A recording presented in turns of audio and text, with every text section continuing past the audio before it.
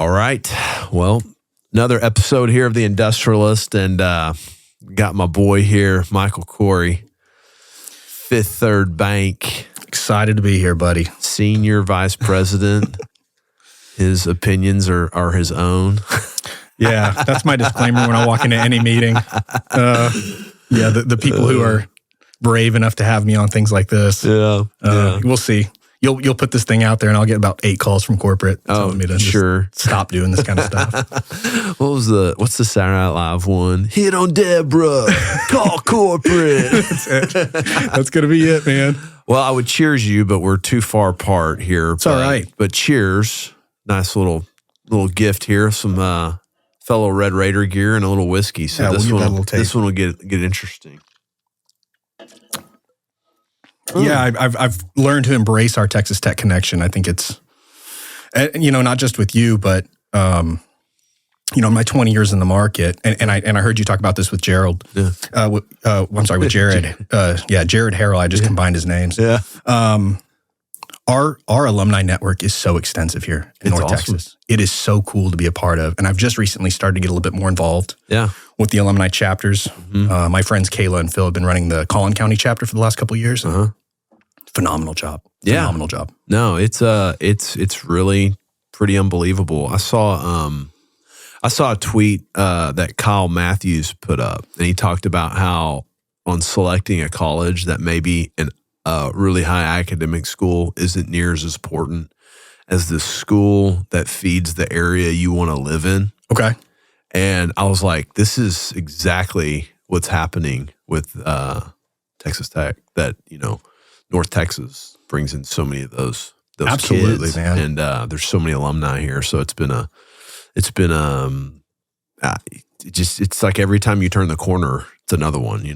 I guess if thank God we don't live in Houston, because it'd all be Aggies. Yeah. Sorry, Laurel. Yeah. Well, and people like you go out of your way. You go back for real estate conferences. You stay connected with your athletic network as well, and so. When we have people from DFW who take the time to invest, right? I'm gonna bring interns in from that network. I'm gonna bring young professionals in, recent graduates. It speaks volumes. Yeah. So, yeah. No, it's I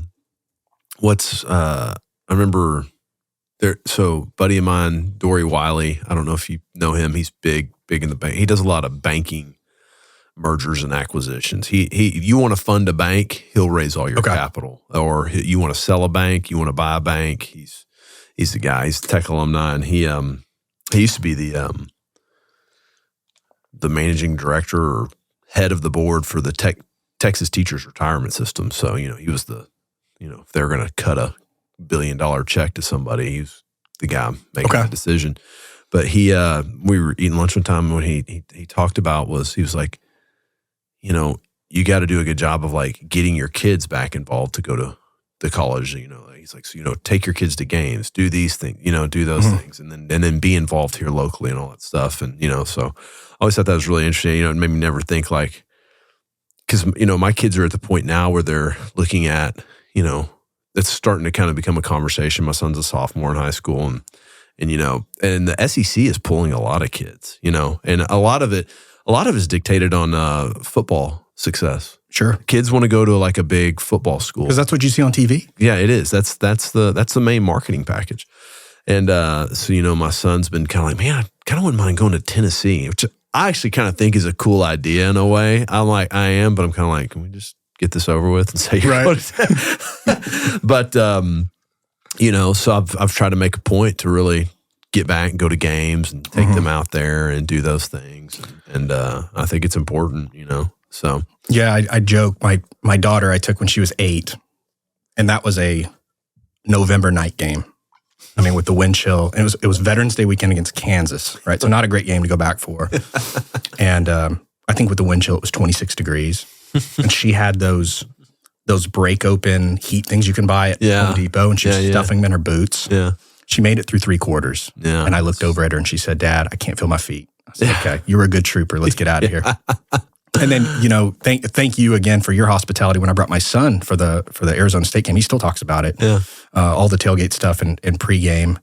But when we got home, my wife asked, what'd you think? And he said, I know why Dad yells at the TV now. That's all he said. And but we set the bar so high with game day experiences like that, and being on the sideline. Yeah. A big shout out to Rick Leach at Learfield for hooking that up for both of my kids. But I feel like I've kind of planted the seeds. Yeah. So that my Longhorn wife can just she can't catch up now. It's over. So we there's this company my wife found, and it's kind of like I would say they're a third party high school guidance counselor is what they are. They're a service. They like help you do all these things to get into colleges you want, and we went and had a meeting with them because, we're just trying to talk with my son, and it was great because they're like, okay, so where do you want to go? Because they had us fill out this intake form and kind of put your top 10, and they have this computer, and you kind of plug in some things, and it gives you your percentage of being able to get into those schools. Okay. Yeah, I was curious how much of it was AI generated. Yeah, it was, they kind of had this whole intake deal, and it was pretty interesting, and so he puts in all these schools, and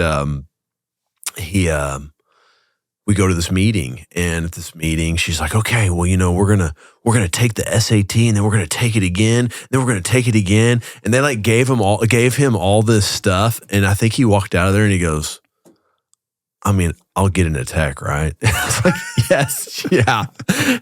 He's like, worst case, could you call someone? I was like, probably. He goes, I don't really want to do this. I was like, good, that kind of worked out. Yeah. Oh man, that's funny. So, but yeah, no, it's been a great synergistic thing, So I guess we got connected because Tucker, that runs our Oklahoma City office, was buddies with a guy, I can't remember his name, that was up in Oklahoma City. He was at Valiance Bank, and then he went over to First Citizens Oklahoma City. And I think he put out a post on LinkedIn and was like, and I had called him before, and he put a post on LinkedIn. He's like, we just got this investor deal done at 6.25. And I was like, what the fuck? Like, this was like when rates, this is like, 2023, September, when rates have just spiked up.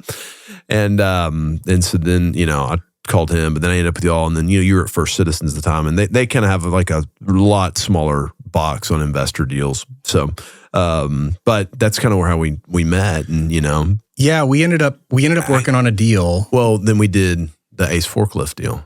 We did, for Mike. And we did. So that's right. So then we started working on that together, and then that's how we met. So and as you and I got to know each other, the overlap, right, of the Venn diagram was astonishing. It was, I'm a tech guy. I saw that. I'm a tech guy. Well, I played football with this guy. Well, I went to high school with that guy. And we started seeing these overlaps up until, oh, your tattoo guy is this guy. That was my tattoo guy. Yeah. Like, it was the craziest coincidences of just after another. And I just went, all right, I gotta get to know this guy a lot better. Yeah. We become buddies. And, before we get too much deeper into this, I do want to say I'm super proud of what you're doing with this podcast, man. Oh, thank you. You've done such a great job of connecting people. Yeah. And I think that's what's really important. And our relationship over the last, year or two that we've gotten to be buddies, it hasn't, like, none of it's been self-serving. Everything from you is, hey, you need to meet a guy. You need to meet this girl. It's all about connecting good people. And so I truly appreciate that. Every time you put something out, it's just another good person that you got on the podcast. So really, I appreciate really cool, that. Man. It's been fun. It's been a lot of fun doing this. And, it's kind of like I guess, we have this core value that we say we give value without expectation, and it's, that's what it is. It's just, hey, here's, to your point, like, hey, meet this person. Hey, go talk to this guy. This is my, and you do that a lot for me as well. So I appreciate that. If I can't do it, I mean, I'm not going to sit on it. Let's find you somebody. Yeah. Right. So the last time I saw an update on this was in June. Mm-hmm. There are 171 banks in North Texas. Really? 171. Mm-hmm. Now, how many of them are here to stay? How many are positioning to sell? Who knows, right? But if you're a bank leader, and you're overly competitive and you're me all the time, you're not going to help anybody. Yeah. So why not expand that network to bank leaders who might be doing a land development deal? Yeah. Right. Or whatever. Yeah. If I can't do it, let's get you in touch with somebody who can. So, Yeah. yeah. My whole team believes in that, and leverage that spider web of good people. Yeah. Well, I want to start with your story now. We're like, give us your background. Where'd you grow up? Where are you from? Yeah. So I was a Dallas kid. Okay. Right. October 1979. Mm-hmm. My dad is from the Middle East. My mom's from northern Minnesota.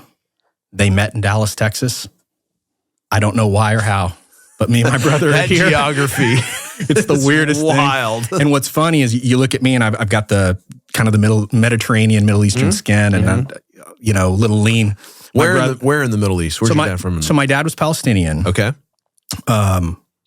He was from a town it's pronounced Acre. It's spelled Acre, Acre.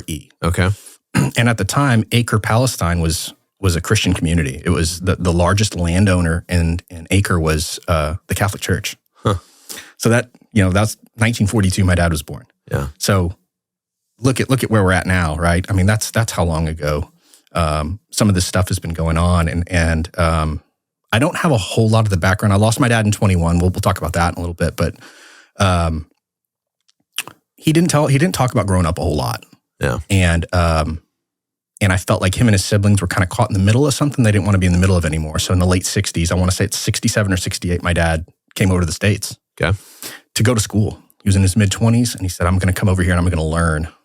And this guy went to Howard Payne University, got 2 undergrad degrees. In Abilene? And Stephenville. Brownwood. That's where, Todd Hubbard, my roommate at Tech. Okay. He got his master's. He started at Howard Payne. Yeah. So 2 degrees there, goes to East Texas State when it was still East Texas State. Now I think it's A&M Commerce. Yeah. Got an MBA, and then put himself through chiropractic school. Okay. When I was in elementary school. So, God, how did he pick Brownwood, Texas from Palestine? When he immigrated to the States and decided he wanted to come to Texas, he ended up in Houston. And then he had 2 older sisters who were already here going to school. Uh-huh. And one of them had a connection there. I can't remember, but he was living on one of their couches. And the story that I hear is my dad was working construction all night, and he'd go to school during the day. And I mean, he's the hardest working guy I've ever met in my life. Yeah. And my mom was a nurse who worked 7 p.m. to 7 a.m. So my childhood was pretty weird. My brother and I had to entertain ourselves a lot because mom worked all night and slept during the day, and my dad was gone during the day. So it was interesting. How did your mom get to Dallas from St. Paul? Yeah, so northern Minnesota is pretty rural. Mm-hmm. If you're not in agriculture, you need to get out. And my mom had 4 siblings, and she was kind of the hippie of the group. So her and a friend jumped in an old Dodge Dart and drove to Texas. They originally were planning on going to California, and I think they just took a wrong turn and ended up in Texas. And so I don't want to drive anymore. Let's just stay here. Yeah. So she gets to Texas, and I really don't know the whole story about how my parents met. They dated for a year, got married, and I came along pretty shortly after. So yeah. Okay, so your parents met here in Dallas. Mm-hmm. You were born here in Dallas. Yeah, raised all the way through elementary school. Okay. So kind of Dallas proper / Farmers Branch. Okay. I got a brother 2 years younger than me, and it was a pretty mellow, mild childhood. Like I said, my parents just worked so much that I didn't get a lot of the luxuries my kids have right now. Like I make sure they're in all these activities. We just didn't have time or money for it when I was a kid. So it's a lot of self-entertainment. So, I shared with you, I'm coaching my son's kindergarten basketball team right now. Well, when I played basketball in kindergarten, it was me grabbing a ball and going down the street and finding a hoop at the elementary school and playing. That was me playing basketball, right? Yeah. So that was kind of my childhood through elementary school. And then my dad finished chiropractic school in the early 90s and decided, let's go somewhere where cost of living is a little better. And I ended up in Odessa, Texas. So it was strictly cost of living. Yeah, he bought a clinic. Okay. And he had a sibling who lived in Midland, Odessa, and decided, let's go out there and give this a shot.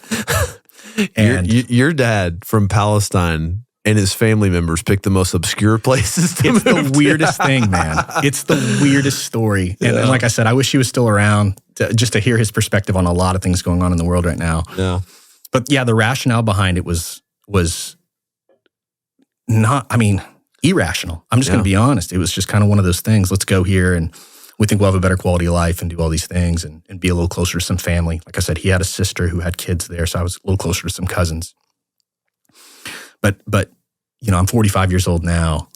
At the time, I was 12, and my dad was kind of a tough guy, so I never wanted to really show emotion in front of him. The only time I ever remember crying in front of my dad was when we got out of the U-Haul in Odessa, Texas, and I went, man, we just left Dallas to come here, and fast forward to now, it's probably the best 6 years I ever had. I mean, some of my best friends, right? We were talked about West Texas at length, and some of the best people I've ever met. Yeah. So. No, it's we have a lot of equity partners out of Midland, Odessa area, and we got some out of other Northeast type areas, and both are great people. It's but the West Texas ones are just so much. They're just so much easier. Yeah, it's just like, hey, sounds good. Yeah, it's no nonsense. Do it, man. Go for it. You got it.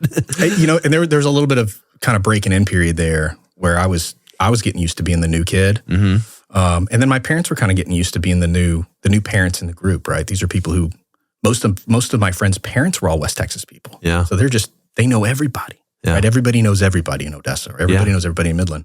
My parents didn't know anybody. Yeah. So it took a little while to get used to it. But yeah, 6 pretty solid years out there. So you're a Permian Panther. I'm a Permian Panther. Yeah. One of the few that didn't play football. A little mojo. Yeah. So now, can you explain the dynamic between Midland and Odessa? Is that like where the railroad tracks divide? I think it depended on the sport. Okay. So, what I'll tell people, and somebody will listen to this and call you and give you an exact opposite answer. But all the country clubs in the area are East Odessa and west of Midland, right? So think of the airport as the center. Yep. All the money kind of builds out from the airport. The spaceport. The spaceport. The spaceport. Yeah. Every time I fly into that airport, I'm like, why is this a spaceport? Yeah, there's some nuances to that airport that are funny. They've got barn swallows that they have living in the airport. Did you notice that? No. To eat the bugs? No. I thought it was a bat the first time I was in there. This thing just dive bombs and eats a bug right above my head. And I thought for sure it was a bat. And yeah, there's an employee said, we just let them live in here because they kill all the mosquitoes. Yeah. So yeah, you saw kind of East Odessa was kind of Permian. West Midland was Midland Lee. Yeah. So that's where you kind of saw most of the money. Which is what, like Midland Heritage now? They had to change the name. Mm-hmm. Yeah. And then Midland High was kind of on the outskirts of Midland, and Odessa High was on the outskirts of Odessa. Okay. So that's kind of where you saw, in my opinion, the reason that you saw so much attention being paid to Permian and Midland Lee, especially in the late 80s, early 90s. That's kind of where the money was. Yeah. When I was in high school, Midland High was a phenomenal basketball team. They won state when I was a senior. I mean, it's one of the best teams I've ever seen. But yeah, the dynamic of economics seemed to be kind of that. If you were close to the airport, you were in one of the country club areas. Yeah. That's kind of where you wanted to be. Yeah.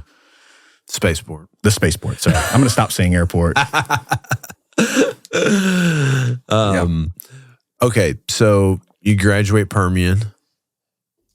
Yeah. Wrapping up at Permian and was trying to decide what I wanted to do. Keep going. Sorry. No. I wasn't sure what I wanted to do. And I was so tied into my buddies, right? I had kind of these 6 friends that I was real super tight with.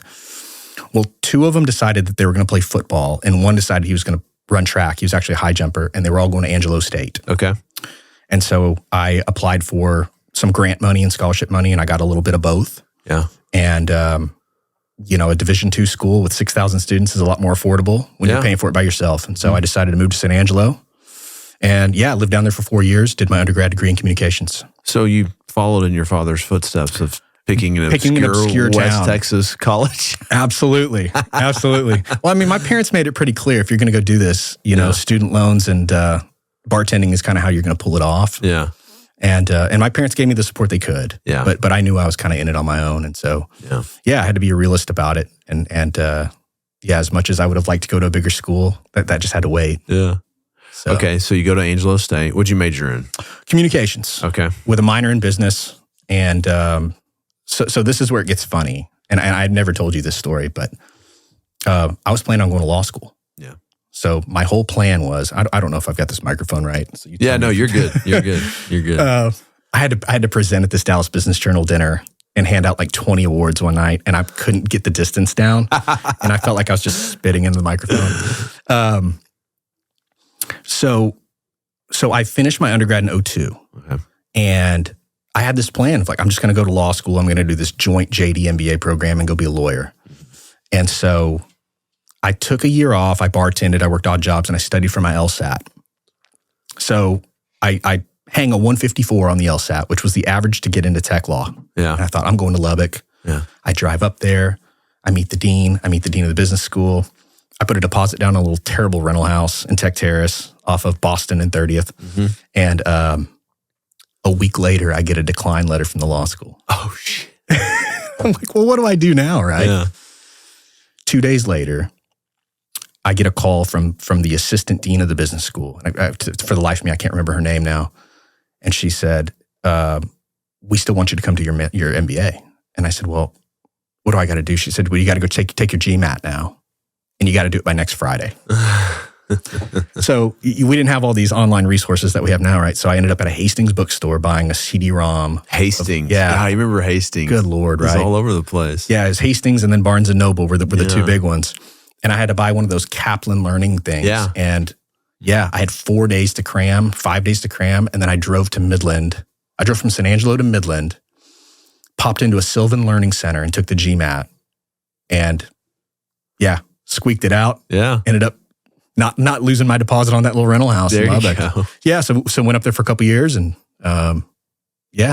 that's... What'd you get your master's in? So my MBA is general business. General business, okay. Yeah, the original plan was to kind of go either the marketing or the HR route. Mm-hmm. The story of ending up in banking is kind of silly. My final 2 job interviews when I came out of my MBA program, one was an HR director position at a manufacturing plant in Greenville, Mississippi. Okay. And the other one was a small business banker position with Wells Fargo in Dallas. Yeah. Now, the reason I entertained living in Greenville, Mississippi was if you give them 2 years at one of these corporate plants, they will move you to Chicago. Okay. And I had a cousin in Chicago. I love Chicago, wanted to live in Chicago more than anything. So I thought, I'm gonna tough this out. I'm gonna go do this, live in this little town, and just do what I got to do to get to Chicago in 2 years. And Jeremy, I'm not kidding. I fly to Memphis to Greenville, Mississippi, and in a 24-hour period, 2 people were murdered outside of my bed and breakfast. 2. Wait. Like just outside? Wait, okay. Yeah. Explain further. So one guy gets shot 100 feet from the front door of this bed and breakfast. The other one, there was a riverboat about 2 blocks down. Uh-huh. There was an altercation that ended in a fatality. Yeah. This was in Mississippi? This was in Greenville, Mississippi. Greenville, Mississippi. How far is that from Memphis?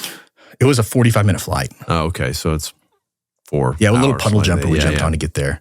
But that made my decision pretty quick. I said, I'm not sticking around here. I'll move to Dallas and be a banker. Oh my gosh. So, I wasn't planning on being in finance at all. Yeah. My heart was kind of in the people management side. Yeah. And as much as I like numbers now, at the time, I didn't really want anything to do with it. Even when I joined Wells Fargo in 2005, they were pushing me to get a Series 7 license and do some investment things, and this wasn't for me. Yeah. So you took the job at Wells Fargo. I did. Yeah. Yeah, I had 15 really good years. Yeah, on the Stagecoach. Yeah, on the Stagecoach. Yeah. Now, I've never seen Wells Fargo close a transaction like mine. Like anytime somebody would show up and say Wells Fargo was their bank, like I would probably not even contract with them because every time I had seen them around, like it didn't seem like it was their thing, and they would come to that conclusion like at the end of the inspection period. Yeah. And So, so what were you just doing? General business banking and? Yeah. We were doing kind of some small business stuff. Mm-hmm. So when I got started, it was kind of learning the business. So I was really focusing on those smaller companies under 25 million in revenue. Mm-hmm. And then kind of went up to 50 million in revenue, started learning to work with bigger companies. And just kind of did that as an individual producer until about 2015. Okay. And then I ended up moving into a leadership role and managing a business banking group. And every bank segment's different, whether it's business banking, commercial banking, middle market banking, whatever you want to call it. The bottom line is, are you working with operating companies? Yeah. And then how big and how complex are they? And so, I had a lot of fun doing that, man. Yeah. It was good. I had a really good team. To your point, processes and procedures at different banks can cause some angst. Yeah. And there's not an event in the history of the world that showed that better than COVID. Yeah. Right? PPP, everybody hears the PPP nonsense. Yeah. For all the good that PPP did for a lot of small business owners, for bankers, it was generally a nightmare. Yeah. And some banks handled it very well and some didn't. And so during COVID, I made the decision that I was going to leave the big money center bank and go try something new. Okay. So you left. Left. Yeah. And I took a run with the community bank. Wasn't a great fit for me. And then I spent a couple years at another bank where you and I met before kind of getting back to my roots. Yeah. So a lot of my old Wells Fargo buddies were starting this Texas expansion for Fifth Third Bank and said, hey, do you want to come over here and help us build this out? So it's been a lot of fun, man. It's a lot of fun. So is that, I always hear bankers say CNI. Is it CNI? Is that what you do? Absolutely. Yeah. What does that mean? Commercial industrial. Commercial. See, like, that's what always threw me off about it. Commercial industrial. I'm like, so like, isn't a building something like, in my mind, that's what it is, right? But that's, but that's just general business banking, right? It is. Yeah. Yeah. And like I said, everybody segments it a little bit different. In general, middle market banking is kind of 50 million in revenue to 500 million in revenue. So the majority of what we're dealing with is privately held companies. Every now and then you'll get into some smaller publicly traded or PE owned. But yeah, it's working capital loan requests. Right. Lines of credit. Some owner occupied real estate and equipment, acquisition funding, stuff like that. Yeah.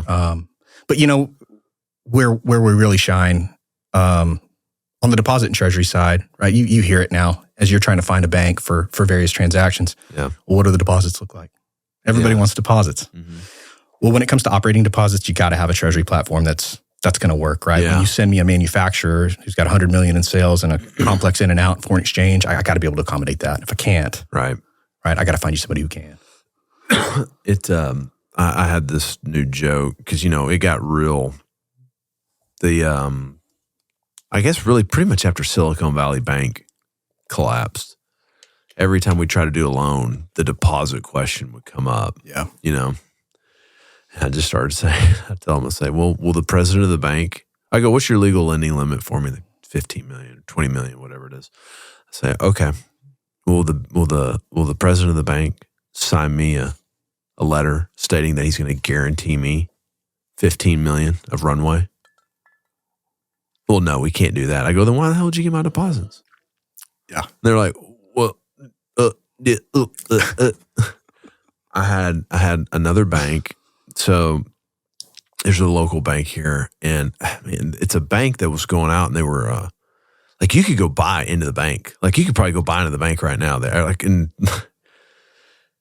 and I'd got hooked up with their San Antonio branch from some brokers down in San Antonio, and found this banker down there. This girl, really liked her. She's really good, and called her, and she bid on some stuff I had, and it was really competitive. Well, my partner that was buying it with me, he had some loans with them here out of Dallas on equipment with his operating company, and he owns shares in the bank. And the guys in Dallas got real pissed off that the person out of San Antonio was doing the loan, but the loan was coming through me because I'm on the real estate side of this guy's life. I manage everything, and so I was like, well, I'm doing this. So like, me and him are buying this building. So like, I know he's involved. So there was like this inner turmoil thing. And anyways, the deposit clause came out, right? They're like, we got to get some deposits from you. I was like, you're not getting this. And I told them, I said, you can cut me a check for $50,000 and then I'll look at moving some deposits over. They're like, what? I go, well, do you realize I have to get my whole team for the next quarter to screw with moving all these things over for what? Like, and so I got them off of it finally. They make the loans. We closed 2 deals on a Friday. That following Monday, I call her. I go, hey, I got another deal. You want to look at it? She goes, we just had a memorandum come through today. We're no longer loaning on commercial real estate. I was like, and y'all wanted my deposit accounts. Like, wow. So that's my rant on deposit accounts. And, now if it's an operating company, that's a totally different story. Sure. But like for us, our operating account, it's not that big of a deal because it's really, our operating company really isn't a money-making company. It's a fee company just to keep the lights on to buy the assets, when then the individual assets have their own banking, relationship because the loan's tied to it. Yep. So, but it was always funny. I always love it when a banker does that, because when I give them those questions, they kind of squirm a little bit, and it's kind of fun. So. And despite it being the answer you didn't want that Monday, we're not doing more. I bet you felt validated. Oh, I did. Bit, I was like, case in point. I knew it. Here we go. And but on the operating side, when I ran an operating company, like they need to be like, well, they're kind of like your partner. If you're a single, entrepreneur, you don't have equity investors in you. I mean, your bank is your other equity investor, right? Especially if you have working capital needs. Working capital, yeah. I mean, 'cause you got line of credit needs, line of credit secured against inventory, anything like that. CapEx needs for the upcoming year. Yeah, yes. I mean, it's important. Machinery loans, whatever it is, Absolutely. It's You touched on something really interesting though about kind of the reactionary nature. When I don't know if I'm allowed to cuss on this or not. Yes, when shit hits the fan, man, some people just pucker up and just tell you like, yeah, we're going to put the shovels down. We're not going to dig anymore, right? Yeah. The banks that decided to kind of get out of the real estate business, a lot of it was their regulatory buckets were just kind of at the tipping point, right? Yeah. We did real estate a lot when rates were great. Yeah. Now rates changed. Our cost as a bank to borrow funds went up. So that means I got to pass the buck on to you. Well, you're not coming to me anymore for loans. So now my margins got squeezed. So how do I solve for that? I got to go find deposits. Yeah. So you had a lot of really, really good real estate lenders in various markets who were told, you're not a real estate lender anymore. Yeah. You're a private bank deposit gatherer. Yeah.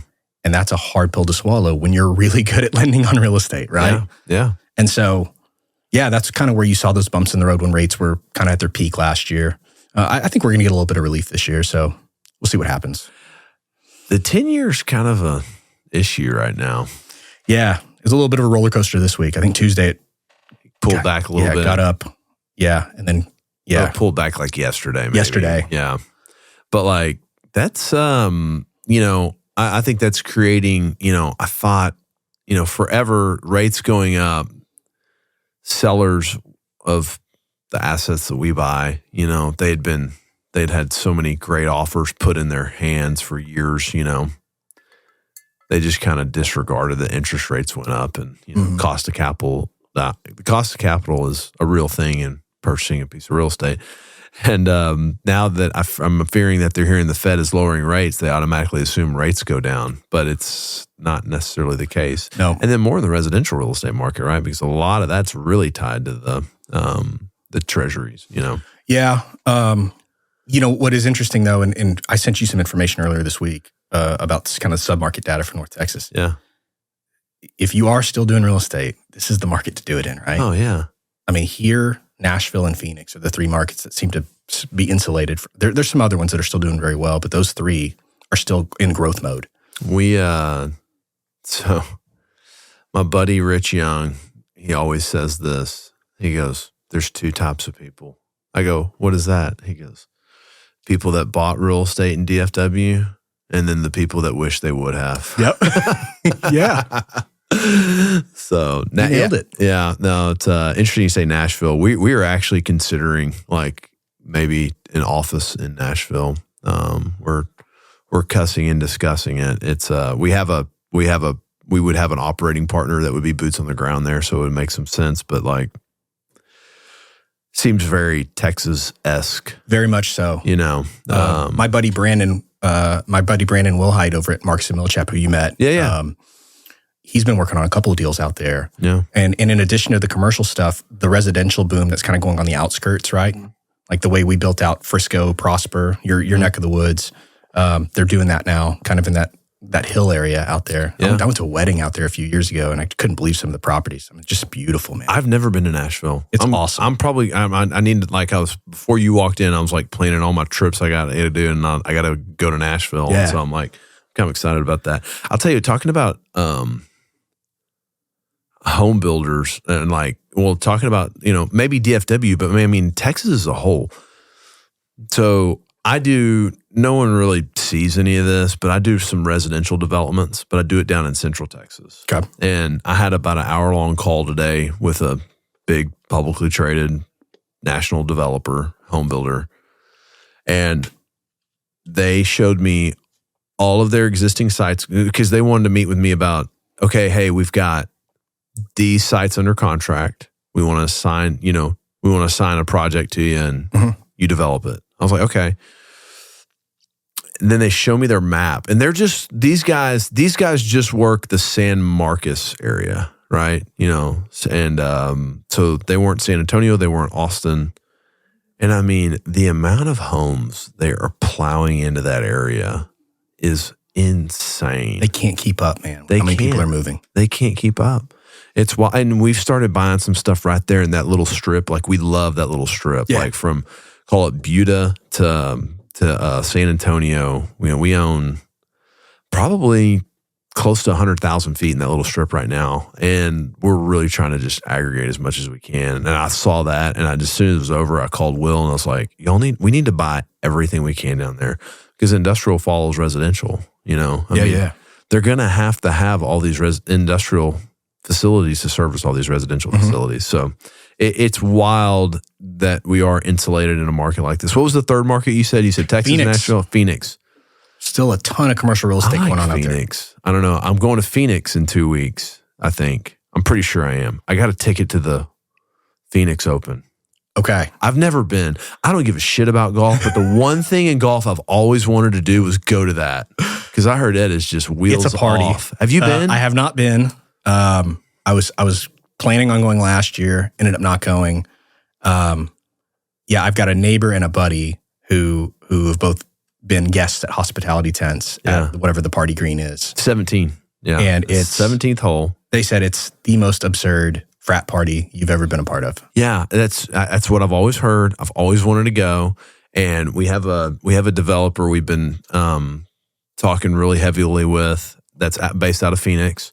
And they were in town on Monday, and they came over on Monday, and we kind of got 3 deals that we're kicking off with them. And they're like, yeah, we're probably, we're working on our tickets for the Phoenix Open or whatever. They're like, you only want to go on Wednesday, because by the time Saturday comes, that place is an absolute shit show. Right. And I was like, man, that's like the one thing. I was like, I don't care about golf at all, but like, that's the one thing I'd like to do. And then they called me on Tuesday, and they're like, hey, we got our tickets figured out. We got some tickets for you if you want to come. I was like, I'm figuring this shit out. Yeah. So I was looking, because I'm supposed to have a trip to Midland that week. And then I was going to go up to Lubbock because there's a basketball game that night. And then I always remember, I don't know why, I just remember this, but I always remember when I would like fly out of Lubbock at 6:30 in the morning, like after a game on a Sunday or something, there was always a flight to Phoenix. So I was like, I think there's a direct flight to Phoenix out of Lubbock. So I was looking before you showed up, and there's a 6:30 a.m. flight the next morning. So I was like, okay, I'm getting this all figured out. So, but I went to Phoenix area once. My brother-in-law lived there. He worked for a big construction company. They were building those big semiconductor plants out there, and he was working on them, and he was living out there. Man, that area is like, it's a desert, but man, it is like the landscaping that's on the highway is like, I guess it's hardscaping, I guess, essentially. But I mean, it is like clean, man. It is like, it's really pretty out there. I like it out there. And it's a dry heat, so it's a little different than what we're used to out here. Yeah. Right. But where I really enjoyed visiting was, I went in the fall a couple of times, And I remember being there in November for a meeting, and I get off the plane and it's 72 and no humidity. Yeah. And I was dressed like this when I got off the plane. I get to my hotel, I jump in the shower, I put on a full suit, and I walk 5 blocks to dinner. Yeah. Didn't break a sweat. Yeah. Right? Like you could wear whatever you wanted and be fine.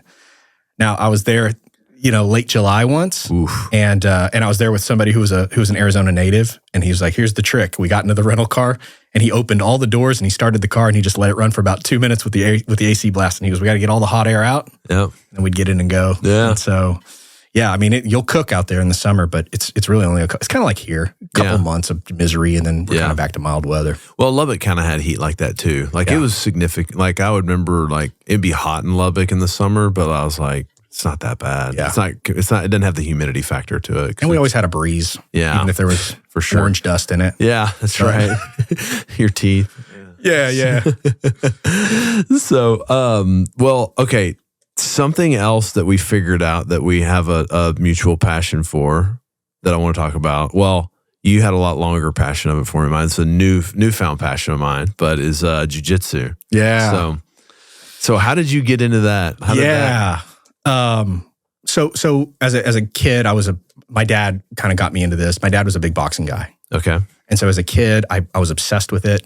I was never a big kid. Wait, obsessed with boxing? Boxing. Okay. Yeah. So I never had an opportunity to actually box. I did a little bit of training. I had a friend who was on Junior Team USA. He was on the Junior Olympic team. He almost made the Sydney Olympics. Okay.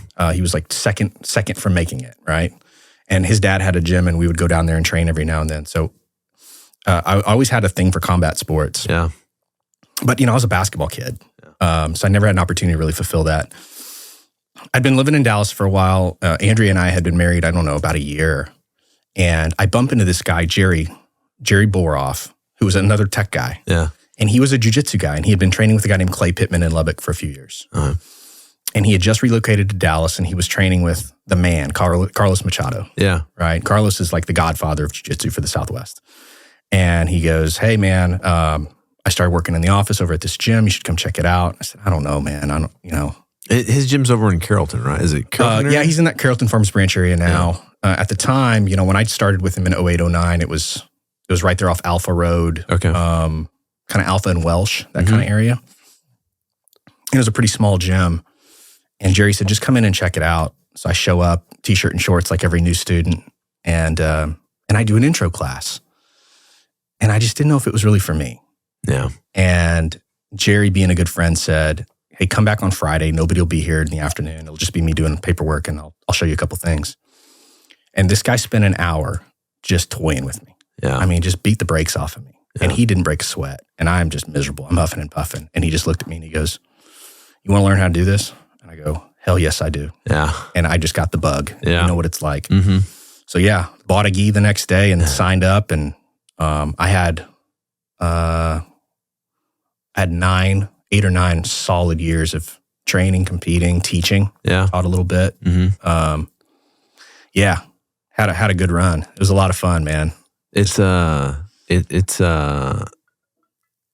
guess I started in January last year. And I had started previously. I had started probably 5 years ago at Next Generation. But they had boxing, and I really enjoyed the boxing. And like the first couple times I did jiu-jitsu, like my body was so fucking sore afterwards. I mean, I was like, I felt like they put my body in a dryer and put tumble mode on for like an hour, and then pulled me out. And I was, so I didn't like it. But the second time, my son, he wrestled in junior high, and then when he wrestled, he in his 8th grade year, he tore his ACL in football, so he couldn't wrestle that year. And so then his 9th grade year, he wanted to wrestle, but then they would have to change his whole schedule up. He didn't want to change his schedule. I said, "Man, let's just go do jiu-jitsu. It's very similar. It's not wrestling, but it's very similar." And I was like, "I'll do it with you." And man, I've just gone down the rabbit hole. So it's easy to do, man. And I'd say it probably took maybe my first 20 to 30 sessions to get my body to acclimate to it. In the very beginning, it was, and I would go at night and like I couldn't sleep. Well, I would sleep at night, but I would have like 40 or 50 dreams. And they were all wild as shit. Yeah. And I think what it was is my body was like in fight or flight mode.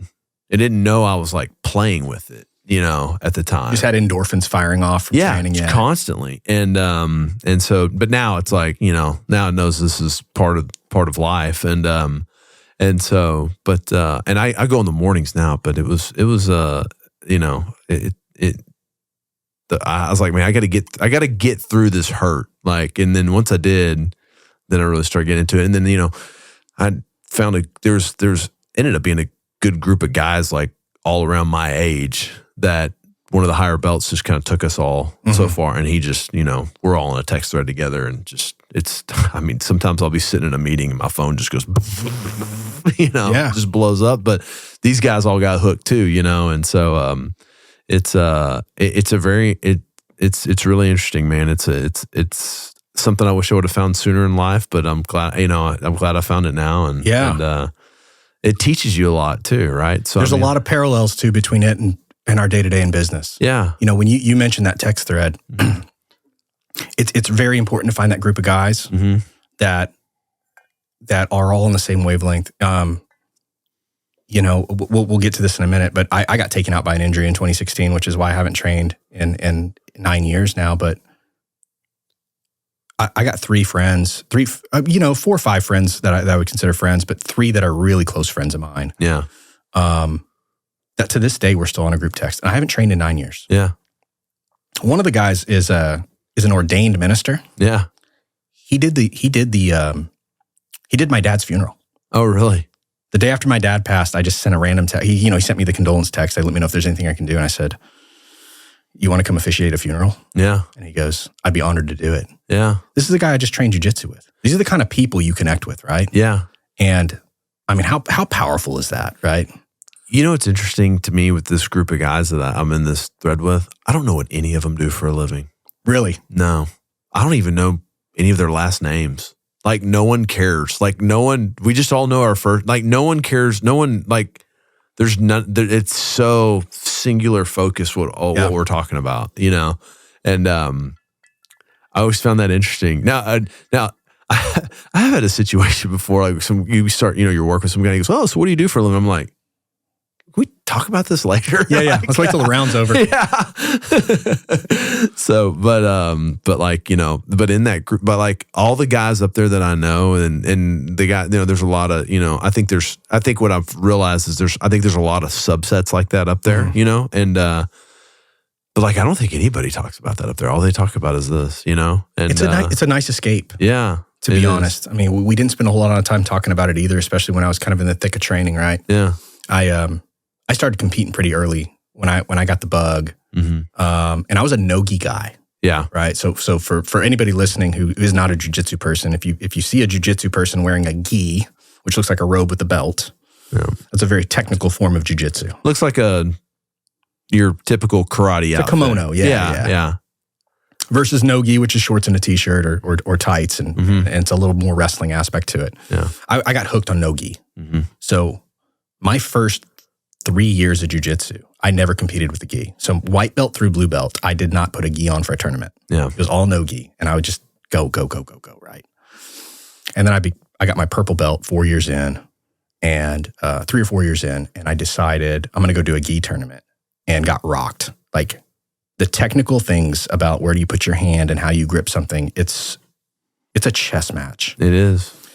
And so, then I got hooked on the gi. So I started overtraining with the gi and overcompeting with the gi. And again, the right network of training partners and coaches, but it was a lot of fun, man. And then, I got kind of worked through a lot of tournament time as a purple belt, got my brown belt, and was just kind of at the peak of what I felt like was my physical condition, my mental, like everything was good to go. And then my back goes out. Yeah. And I always had back problems kind of on and off, but January of 2016, it got to the point where like I had to start seeing specialists. Yeah. And 4 or 5 months of physical therapy. I tried to make 2 comebacks. It just wasn't cooperating. And I sat down with my physical therapist who's phenomenal. And she said, what's your goal here? Yeah. And it went from, I want to get back to jiu-jitsu to I want to play with my kids. Yeah. And she goes, let's do that. Yeah. And so I went and sat down with my instructors and my training partners, and we sat on the floor and we had a pretty emotional conversation about me leaving after almost 10 years. And it stinks, man, because I was helping teach classes and things like that. And I do miss the competitiveness. I miss all of that stuff. But what I miss the most, we talk about those guys on the text chain, man. Mm-hmm. I miss being around the guys more than anything. Mm-hmm. And so, yeah, that's my biggest regret about not being in that gym anymore. Yeah. But like I said, I'm still tight with them all, and some of my best friends to this day. So what did you do to your back exactly? Yeah, so the condition, according to the MRIs, is degenerative disc disease, which is extremely generic. So you're like your cartilage is just gone. It's yeah, just the discs are pretty much, pretty gone, but it's created some instability around my sacrum, my tailbone. Mm-hmm. So what would happen was I would do something that would cause my pelvis to shift out of place, and it would put pressure on the disc, and then the back would lock up. Yeah. And I went to see the best surgeons in the area. I went to the Carroll Clinic. They passed me around everybody. And the consensus with back surgery is if you don't have leg pain, we're not doing back surgery. And so that's what, I sat down with Andrew Dossett, who does all the, he did Tony Romo's back, and he looked at me, he goes, I'm not cutting you open, buddy. Yeah. Right? Give this 5 to 10 years and it's going to kind of fuse on its own. Yeah. But I remember the day that it really, that it kind of went out was I was doing box squats in the gym one morning, and I sat on the box with not a whole bunch of weight on my back, 250, 275, and I went to stand up, and my back just decided, you're not getting up. Yeah. And I had to drop the bar and make a scene in the gym and, stumble out of there. And I went through a series of injections and stem cell treatments and all that kind of fun stuff. And like I said, just came to the realization that it's just not for me anymore. Yeah. And that sucks. So, when you texted me of, man, I hurt my rib or whatever, and I was like, hey, just take it easy, man. There's one certainty in life, man. It's Father Time is undefeated. Yeah. He is undefeated. Yeah. So do not push it. The rib was something special. Man, when I popped my rib, I was like, the guy, I don't even know what happened. I think I was in close. Guy starts to pass. I start to transition to half. And he just pressed on me a little bit. And it just goes, and I was like, hold up. Like, I felt like I was like, did I just like puncture an organ? I mean, it was, and then like my, I'm in the middle of sparring. So my heart rate is spiked. Mm-hmm. So I start breathing, I'm like, like every breath I took was like someone was just going, in the side of me. And I was like, that is wild. This is wild. And so anyways, I was done that day. Then, some of the higher belts texted me and stuff. They're like, hey, we've all had this. Yeah. And John, who, John, our professor, and he's like, so whenever you think you're ready to come back, wait like 2 to 3 more weeks. Yeah, he's no dummy. Yeah. I was like, man, I ain't got nothing to prove in here. Like, so I'd listen. And then I'd meet guys that like, and then it's funny, like all of a sudden I look around the room and everybody popped a rib, Right. And it was like something that was contagious at the time. Like, I swear, then like 5 of the dudes that were consistently rolling, like all popped ribs. And,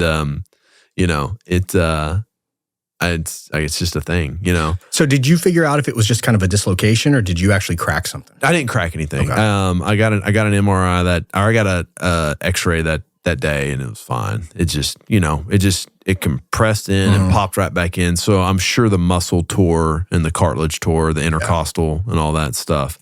But I mean, the stress, that first day, the stress it put my body under, like, I mean, it was like, I was like, that was probably the most real pain I ever felt. Every time you breathe, every time you move, stand up, sit down. Yeah. It It was real. And so, yeah, I was out for 6 weeks. Oh. So I just went and watched, Yeah. I'd go watch 3 days a week or whatever, which is kind of good in a way because there's such a mental aspect to it that I was like, it kind of mentally helped me like kind of process things. And that's the thing about it. Golly, it's like, I think my biggest struggle right now is that with the work that I do, the work, kids, trying to like have mental capacity to process that then, because I mean, it's like it's like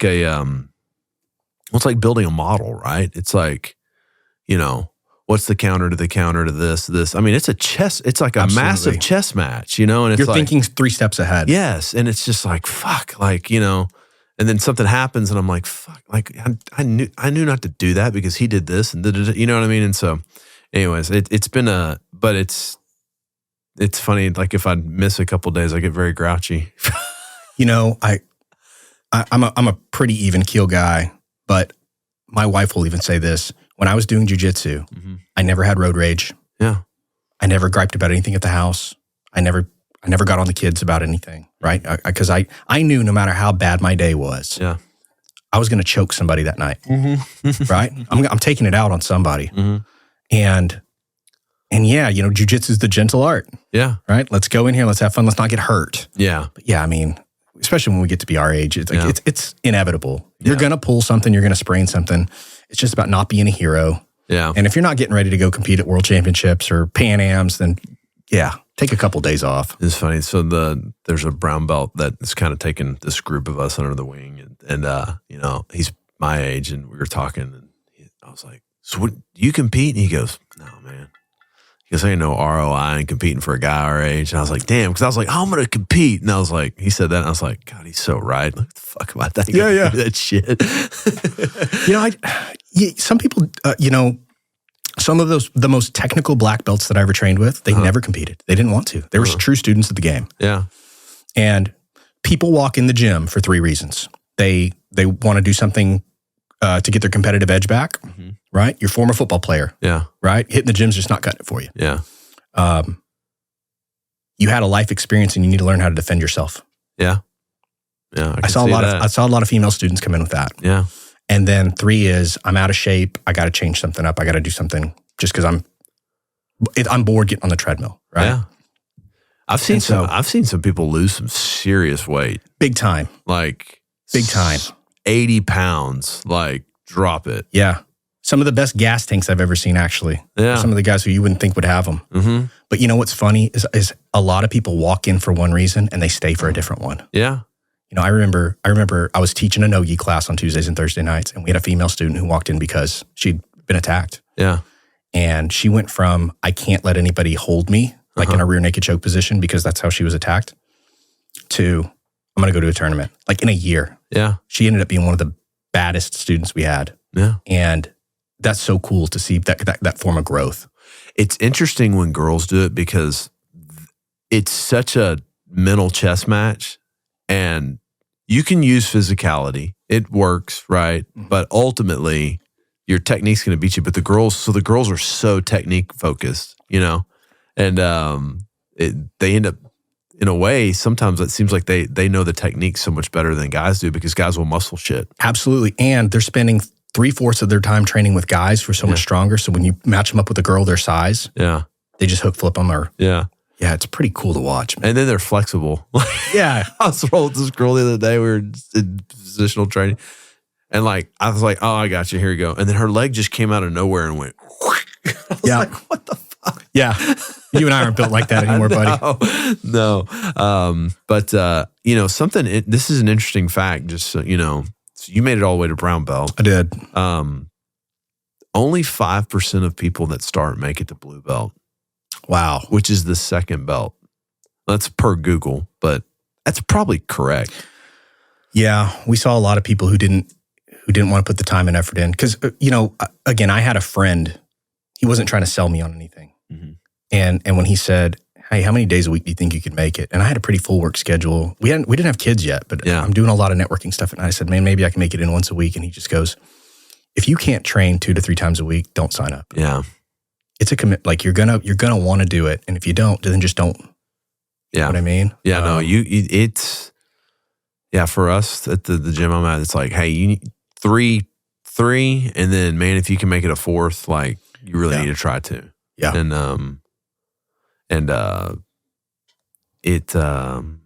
Because it's so, I call it complex problem solving under very high pressure.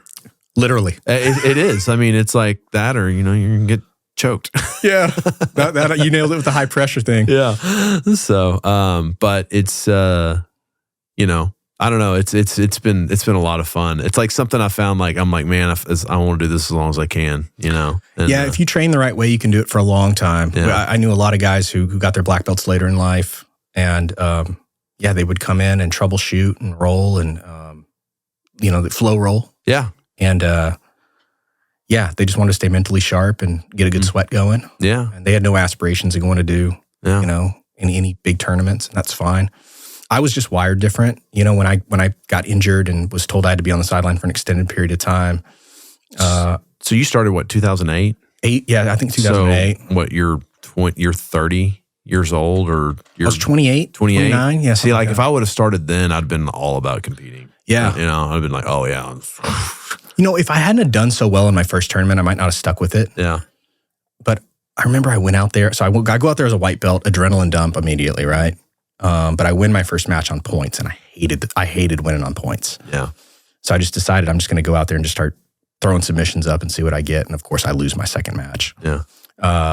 So I get to the third place match, and I land a triangle choke. Yeah.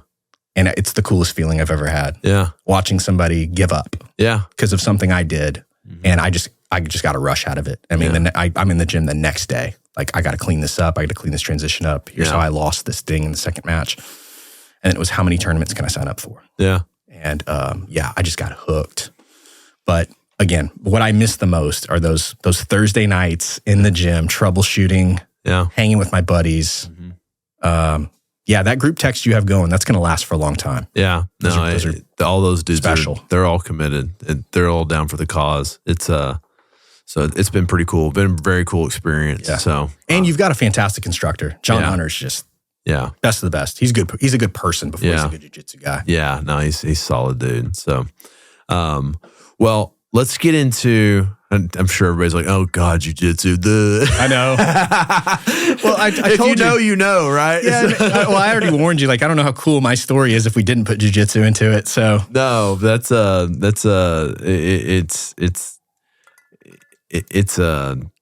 I don't know, man. I highly encourage anybody that's like looking to like completely change your perspective on something. If you want that, it'll do it. Yeah, real quick. And just back to the point of it's well, anything in life is about doing hard things, right? Mm-hmm. And so again, I go back to like 5% of people make it to blue belt. So just so anybody knows, that's just the second belt. That's and when I read that probably about 8 months in. I'm like, man, you know what? I just remember you line up at class every day. I just remember always seeing all these people, and I never see them again. Right. And I see these whole new wave of people, and I never see them again. And I can't remember how the line goes exactly, because I haven't read it in a while, but there's a book I read called The Greatest Salesman in the World, and it says the path I've chosen is laden with heartbreak, and the bodies of all that have failed would be piled up on as high as a pyramid and block out the sun, And I was like, that's what this is. Like there's so many people that come into this and just quit because they're like, that shit's too hard, But that's kind of life, right? It's very reflective of life. It is. And I'm not a big reader, right? The author who got me going when I was doing jiu-jitsu was a guy named Sam Sheridan. I don't know if you've ever read any of his stuff, but Sam Sheridan wrote a book called A Fighter's Heart. Yeah. And what Sam did was, instead of talking to fighters, he decided he was going to go be one. Mm-hmm. So he moves to Thailand and he trains for a year and he takes a Muay Thai fight. Then he moves to Brazil and he trains jiu-jitsu and he takes a jiu-jitsu match. And then he goes to LA and he trains with Andre Ward. Yeah. And he takes a box. So he goes and he visits all these different disciplines to see how they train and how they live.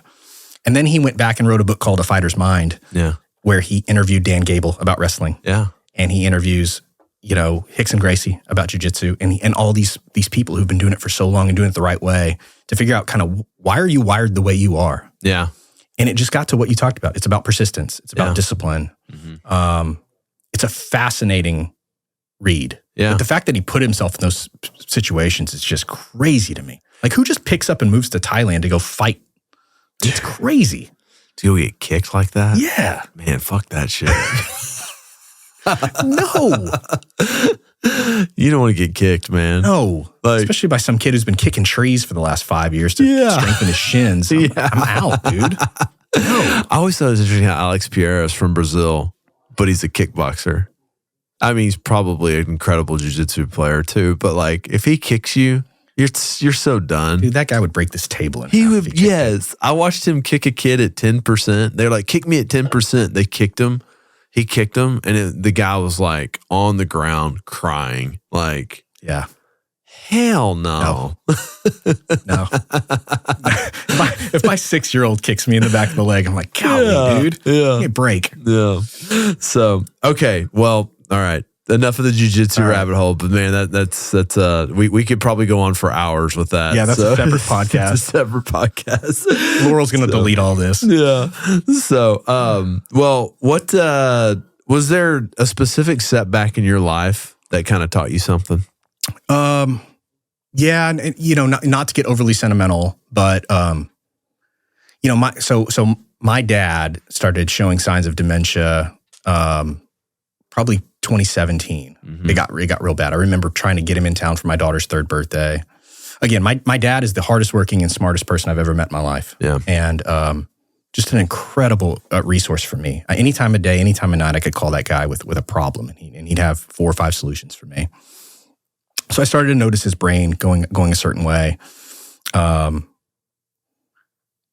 remember flying him here for my daughter's birthday, and I'd hire a car service to get him to the airport, and then an escort to get him on the plane.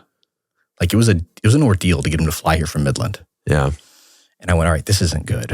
Yeah. All right. So got together with my brother and my cousin, and we're trying to figure out what to do about this, and ultimately end up getting my dad into a memory care facility. So I have acting power of attorney. I'm trying to help him with all these things. And I think the challenge for me was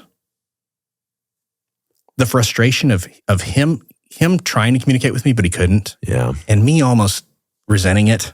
Yeah. Does that make sense? Yeah. It's kind of like when a baby's upset, you can't figure out why they're upset. Yeah. Like, would you just tell me? Well, they can't. Yeah. Only now I'm doing it with a 75-year-old man, right? Yeah. That sucked a lot of my energy out. It affected my professional life quite a bit for about 2 years. Sure. But it all happened during COVID, by the way. Yeah. Like his complete downturn happened right when the world was shutting down. So if you remember, all medical facilities, assisted living facilities, skilled nursing, all got closed to the public. Yeah. If I wanted to go visit my dad, I had to wear full PPE gear, like Marty McFly in Back to the Future, right? When he walks in with the yellow suit. Yeah. So here's a guy who's having trouble recognizing people in his life anyway. And I got to walk in with a helmet and a mask and a suit, try to have a conversation with him. Yeah. Man, it messed with me mentally quite a bit. Yeah. That's the toughest thing I think I've ever gone through. Yeah. So yeah, as I was trying to do that, I'm managing a team of bankers. We're trying to transition through COVID. We're trying to do all these things. And honestly, every hour and a half, I'm getting a call from a facility of your dad fell, your dad needs medicine, your dad needs this. And yeah, it was pretty overwhelming. I'm extremely fortunate that I've got a wife who's just an absolute badass. Yeah. And, the greatest support system I could ever ask for. And she kept me from imploding. Yeah. Right. Yeah. So yeah, like I said, not to get too cheesy on this thing, but man, that was a tough go. Yeah. Of watching somebody lose their mind. I'm kind of going, I don't know if I'm going through it that bad yet, but my mom is, my mom will tell me a story and 3 minutes later she tells me the same story. Yep. And I'm just like, man, my mom's she's pretty good at the comedic relief. So I just kind of make fun of her about it and she kind of likes it. Yeah. It's kind of funny. Yeah. And I'll tell her something. She'd be like, oh, really? I go, yeah, I've told you this 100 times. She's like, I know. At least she still got a sense of humor about it. Oh, she has a great sense of humor about it. So, it's funny. I texted I bought these books. And I'm going to do this probably next week, but I found these books on Instagram. Some Instagram ad is like, tell me your story, right? And it's about your parents or whatever. Dad, tell me your story. So I bought them. They came from fucking China, so it took like a month to get here. I'm like, fuck, I'm gonna run out of time here. Yeah. And so I emailed my parents. I was like, hey, I want to interview y'all in here, and I want to go through all these questions with you. I want you to answer this and document your whole life. So at some point, I have it. You know what I mean? Or, even when I'm gone, our grandchildren have it. Yeah. And because stuff like this lasts forever, right? What we're doing today will be on the internet for the duration of the known world, right? Yeah, It'll be somewhere you can find it, And so I'm kind of excited about doing that. I think that's a fantastic idea, man. Yeah. For the life of me, I wish I would have had that talk with my dad before things started to go down. Like I said, his story, because my uncles now tell the stories. Mm-hmm. And they'll tell me a story and I'll go, why didn't I ever ask him about that? Yeah. And some of them are just crazy stories. Yeah. About adversity and racism and things he dealt with when he moved to the States. And I wish I could just, hey, Dad, tell me about. Yeah. And it stinks. It stinks, right? That he's not here anymore. You nailed it though, right? Yeah. You know most of the stories. Yeah. There's probably a few you don't know, but when your son gets to be our age and he can go back and watch. Yeah. That's priceless, dude. No, it's awesome. Like I always think of this, like if something ever happened to me, my kids have hours of stuff to listen to me about, Yeah. If they ever want to find some way to connect with me again, like they could listen to this, Yeah. And it's just a conversation. So it's, I don't know. I'm kind of excited to do it. My dad's like, all right, let's do it tomorrow. I'm like, well, hold on. I got to schedule this stuff out. I know you're not doing anything right now. So, but. And is he going to roll in here heavy like this? Yeah. No, I'm going to make him come in here and do all this. So, I want it filmed and everything. So well, I'll leave the bottle. If that's how he wants to get down. Yeah. No. Hey, one thing I wanted to touch on though, this is an interesting story because we need to talk about some real estate. Yeah, absolutely. So we pulled off a pretty cool deal this year on a project in Fort Worth. Yeah. Or I guess last year, right? You financed and I sold a 20-something thousand feet on 10 acres trucking facility for a trailer manufacturer client of mine. And it's just an interesting story, So now that we do a lot of debt here as well, and this deal kind of had some hair on it with all the environmental stuff with it, with the fill that got dropped into it, the lawsuit that was involved in it. It had a lot of wild stuff going on. But I was touching on this with you earlier, but I wanted to kind of tell this story. So this is really interesting. So that property was under, we had offered on it when it had another listing broker, and that the owner had an exclusion in the listing agreement that if this one group bought it, he didn't get paid. Okay. Well, that group bought it, and that group was the next door neighbor, and they bought it because they were in this lawsuit with them about the back of the property that that we had to deal with the Corps engineers and all that stuff on it, and he just literally bought the property so that he could fix his property because the guy that originally owned it was a jackass. And like me and Keith, who's my client, we'd originally got on a call with the original seller. Like we got on the Zoom with this seller and we hung up, and I called Keith and he goes, "What'd you think?" I go, "I think that guy's full of shit and a snake." He goes, "I totally agree." And so we we get into negotiating the deal. I'm sorry. Let me back up. This neighbor ended up buying the property. The neighbor buys the property. The neighbor closes on the property, gets his situation fixed that he needed from the back area, the drainage and all this stuff. And then he's going to put it on the market with a guy named Michael Newsom with NAI Robert Lynn. And Michael's a great friend of ours, and brings us deals. It's Newsom's one of those guys, man. Like when he calls me, I don't even really like look at what he sends me, but he sends me the most detailed package. But I'm just like, when do you want me to meet you to look at it? Because like he knows he's got his shit down, man. Mm-hmm. Like he's tight. And Newsom ends up getting this listing because the guy next door, he'd worked with him forever, and the guy's like, "Hey, I want you to sell this building." So the original broker called me and said, "Hey, Newsom's going to be listing it." I'm like, "Great." So I call him up and say, "Hey, man, we wanted the building. Can we get it?" Yeah. He goes, "Okay. What's the price?" Tells me the price.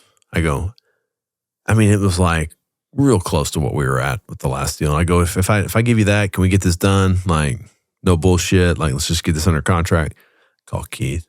Keith, let's just give him this. Ain't no fuckery. We get this thing. Oh man, let's negotiate. Like 50 grand. I was like, we've been doing this for a year. Like this is a rounding error at the end of all this. Well, so we go in like 50 grand less. Well, then another group gets in there for like 25 grand more. I mean, like this is like a $4.5 million deal. I was like, what are we? This is stupid. And so we end up losing it. It got into a competitive bid situation. We lost it. And I had to call Keith and be like, "Hey, man," because then they came back to say, "Hey, we just want to get a best and final." I was like, "Okay, best and final." I was like, "Hey, man, I think you should do this." And here's what I always tell people when we were negotiating. You know, when I've had some clients, Keith's awesome. He negotiates really hard. He's fighting for every single dollar. And I've had clients like that. And here's what I tell him.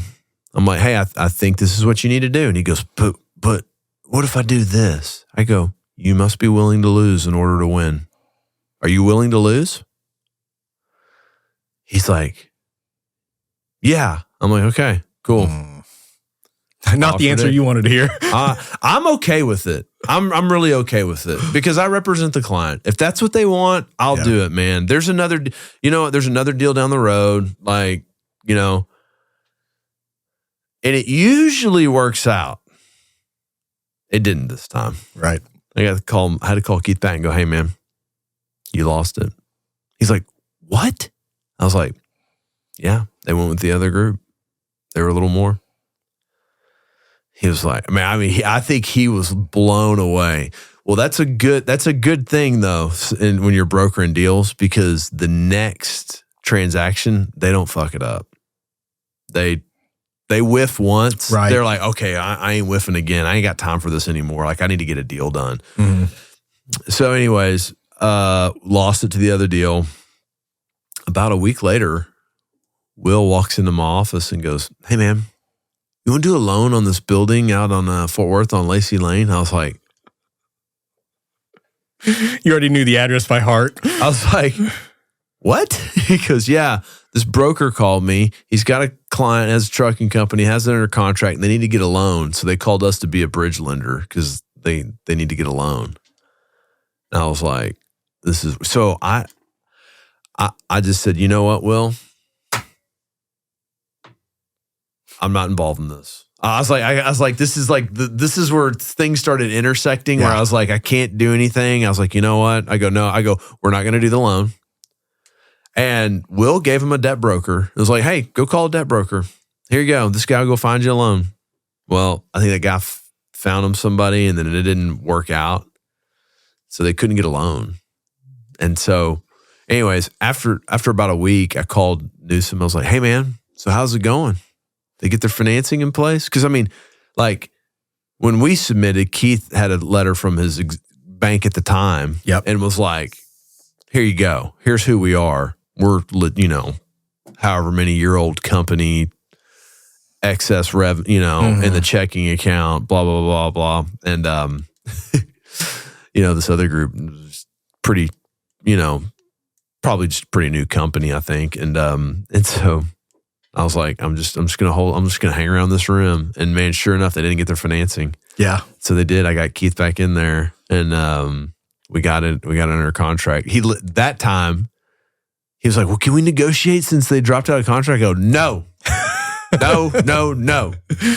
Yeah. Let's just get control of this thing." And so, fool me once, shame on you. Yeah. Yep. Yeah. So, connected y'all. And then, I felt bad because I was like, Michael, talk to this guy. I was like, man, I don't know what he's going to do, man. He's going to work your ass.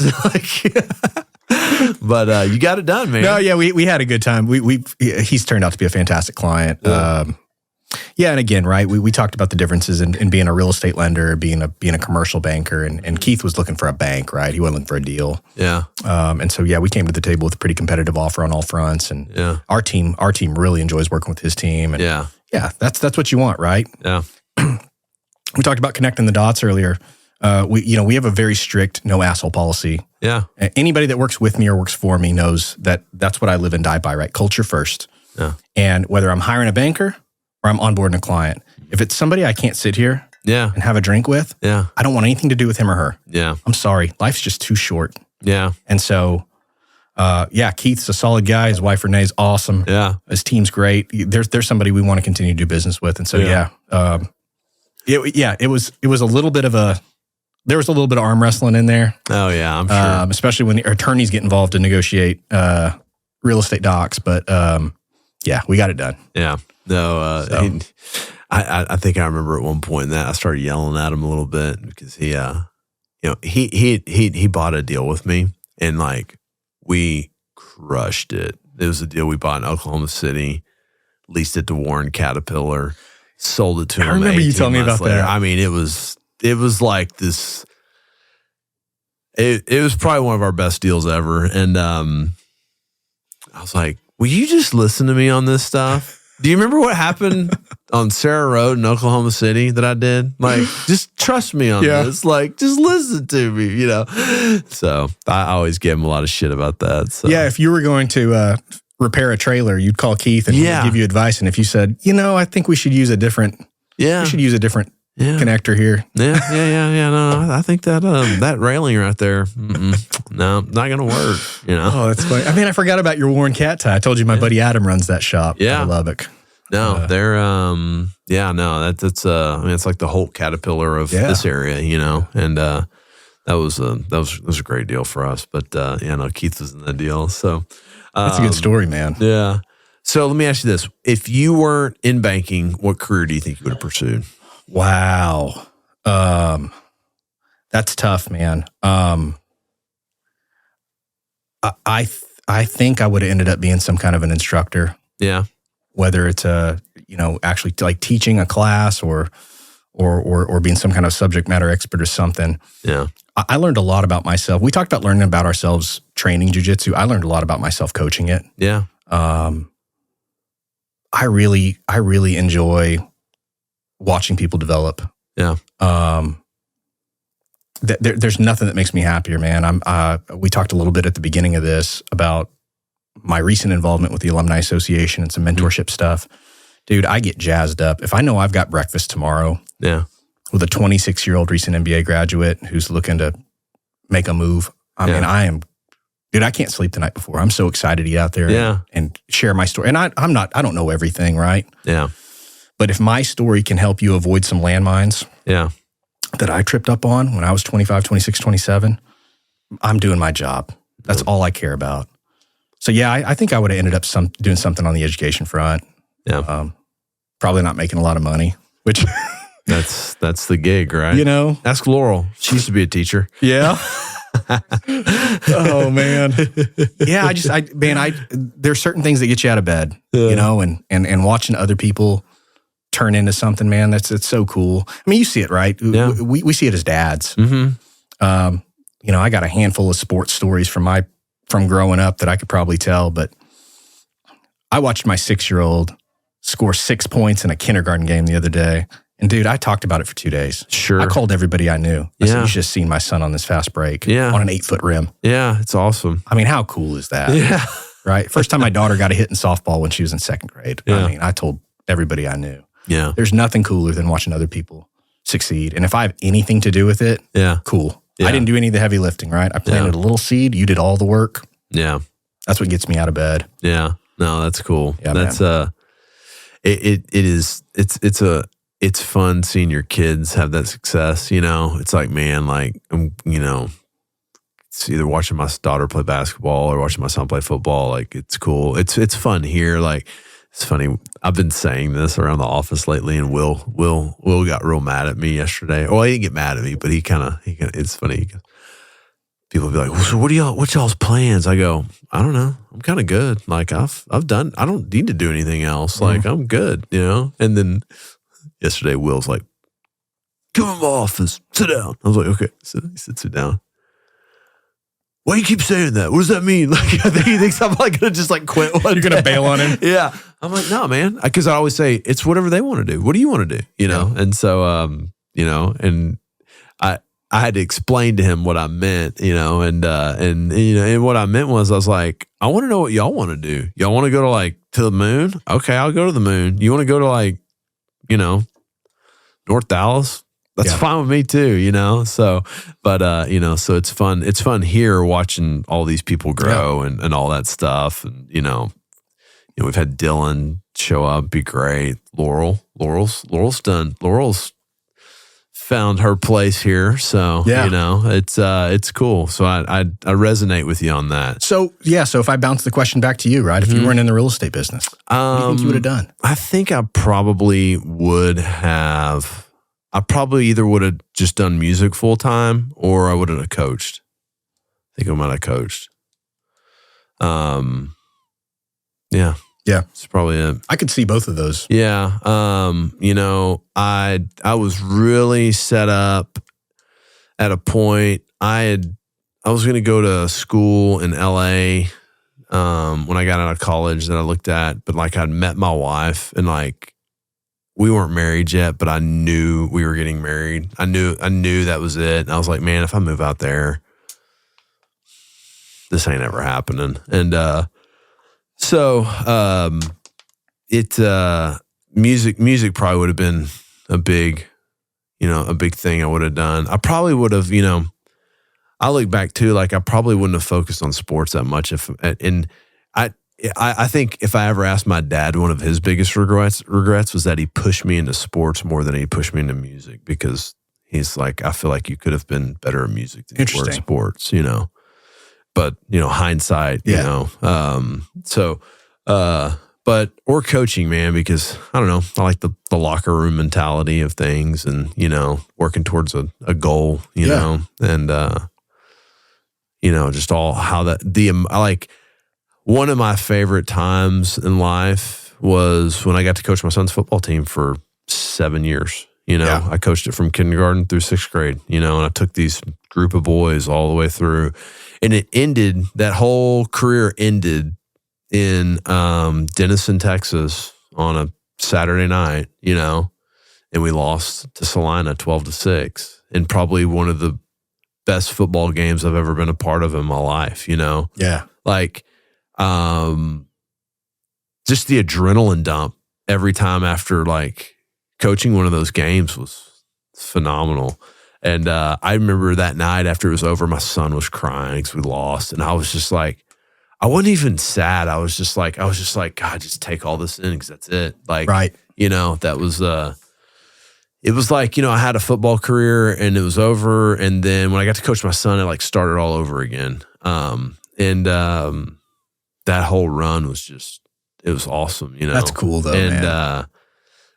So it's funny, people always ask me, hey, you know, Sherman Denison, it's really exploding, it's growing. You want to buy buildings up there? And I'm like, no. I'm like, why? I go, well, this is going to sound really stupid to you, but I had to play against Sherman and Denison all the time in the Texoma Football League and go up there, and I just don't like that place. Yeah. Not petty at all. I'm not. Oh, that's great. Yeah. So, but yeah, I think coaching probably would have been something that I'd have been pretty interested in. And that's an interesting lifestyle too, man. You know, there's a guy down in Houston that we work with on some stuff from time to time named Derek Perkins, and he was actually a coach at Tech with Cliff. Okay. And he's just a commercial real estate guy right now. And I was talking to him one day, and he goes, you know what, man, in coaching, if you're winning, you're moving. If you're losing, you're moving. Right. I was like, ew. I was like, that's a hard life, man. Like, you know, and more at the high school level, man. I mean, you are getting paid shit. Yeah. To work 100 hours a week. And in some of these smaller towns, like everybody's watching everything you do. Yes. One of my best friends, a guy named Bobby Allison, he just finished his first year coaching Granbury. Yeah. And they just moved up a class. Okay. And I'll make this one quick. It had been 21 years since my 6 friends from high school had been together. And we decided, we saw a game on the calendar that worked for all of us. We're going to fly to Granbury. I'm going to rent a lake house. We're going to all get together. So people came in from California, Colorado, whatever. Well, they're playing Alito. Oh, God. Wrong game. And he even said, guys, I love you to pieces. I haven't seen you in 21 years. Can you please pick a different weekend? Come in for this. And yeah, it's 42-0 at halftime. Yeah. And he walks out of the field house, and we're standing out in the parking lot kind of waiting for him to come out so we can talk to him a little bit at halftime before they go back out. And he just puts his hands on his hips and he goes, well, y'all got any ideas? And he just walked off. Yeah. And it's kind of crazy, man. When we were kids, we talked a little bit. The rumors were, well, that kid doesn't really live in the neighborhood. They just wanted him to play for that school, right? We heard it in Odessa all the time. Yeah. It's pretty fascinating to see certain football teams have where your whole offensive line is 275 pounds across the board. So Isabella's brother plays football for Alito. Okay. And he's my son's best friend. And he's like, dude, as soon as football season's over, the first day of second semester, there's a whole new crew of kids I've never seen before come in. And he goes, and believe me, they're legit. Like, they're the biggest kids. Yeah. Holy crap. Yeah. There's a whole system behind all that shit. So yeah. But well, okay. What's something about you that most people don't know? Wow. And it can be anything. You can stand on your head. Yeah. I am, as much as I'm a Texas guy, I'm a West Texas guy. Mm-hmm. I'm an East Coast hip hop nerd. Okay. My favorite band in the history of the world, in the history of anything, is the Wu-Tang Clan. Yeah. And so, yeah, my claim to fame is I've probably been to more Wu-Tang concerts than anything in the world. I'm a 45-year-old, right, half brown, half white guy I was obsessed with the Wu-Tang Clan. Like, it was the coolest thing to me. I to this day, it's on repeat in my car. I'll listen to it when I work out. I listen to it in my office. Yeah, I can sing almost every single song. It's the craziest thing. And what's funny is now that I'm a dad, my kids are 10 and 6. I'll at times forget they're in the car. Yeah. And I'm just blaring Wu-Tang Clan. And my wife sometimes will be sitting next to me like, can you please change this? Right? Let's fix this. Your 6-year-old shouldn't be listening to this. And I'll look in the back seat and he's got his hands up. Yeah. The W. Yeah. So yeah, my love for East Coast hip hop is starting to filter to my kids. You know, I never really listened to Wu-Tang Clan until last year. Yeah? And like, I heard that Cash.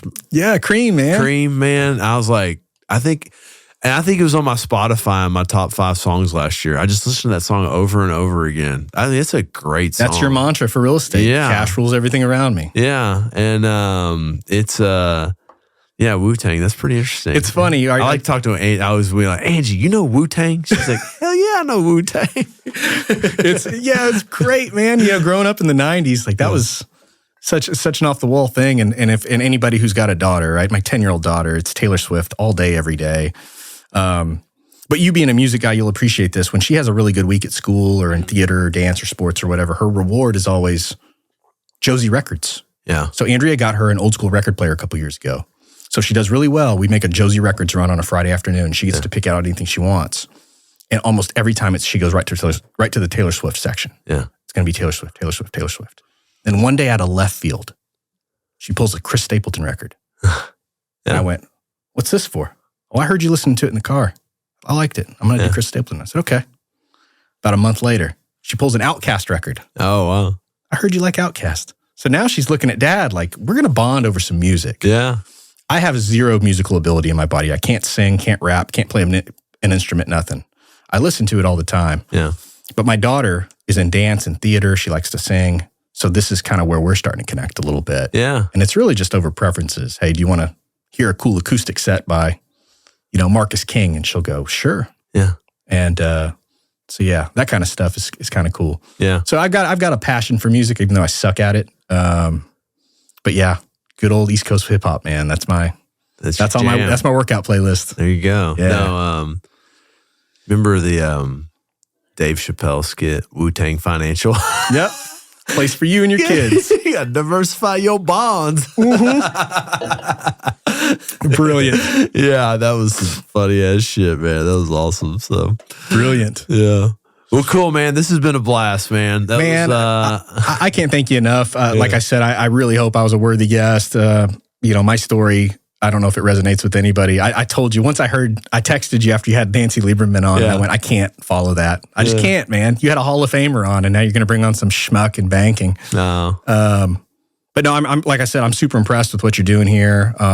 Everybody on your team. I know you're a culture guy too, right? You brought Devin on this year. Yeah. You're real big on bringing on the right people, and my team appreciates that. We respect the hell out of that. So anything that comes from you, we're white gloving and anything we can do to help you guys out, man. I'm all in. Yeah, no, I appreciate that, man. It's been fun getting to know each other the last couple of years. Yeah. And so it's and it's we actually, we end up texting the whole time throughout tech games. Like, how many drinks in are you right now? I'm in like 6. It's pretty miserable, whether it's a bowl game or a holiday. It was Christmas Day, and I had to get up early and cook for my family, and decided to pour an early drink. And I thought, I can't be the only one. And I text Jeremy, and the next thing I get back is a picture of him with a whiskey. And he went, "You're not alone, buddy." It's good. It's been good getting to know you. And this is a pretty cool thing you got going, man. Yeah, no, I appreciate it, man. And so anyways, Michael Khoury, man, thanks for coming. I appreciate you, brother. Yeah.